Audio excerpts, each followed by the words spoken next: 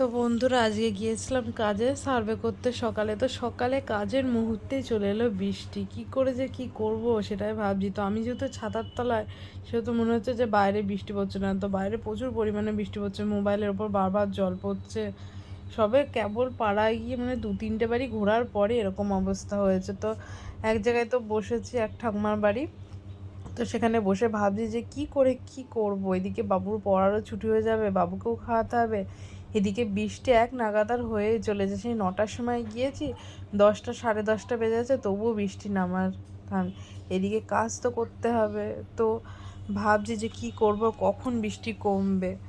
তো আজকে সমস্ত কিছুতেই দেরি হয়ে গেল, কাজ করতেও দেরি হয়ে গেল, ছেলেটাকে বাড়িতে সে খাওয়াতেও দেরি হয়ে গেল। তো দেখো বৃষ্টি তো কমছেই না। তো আমাকে তো কাজ করতেই হবে। তো আমি বললাম যে, উনি বলেছিলেন যে বিকালে চলে যেতে। এবার দেখো সংসারের কাজ বাড়িতে এলে তখন আর যাওয়া হয় না।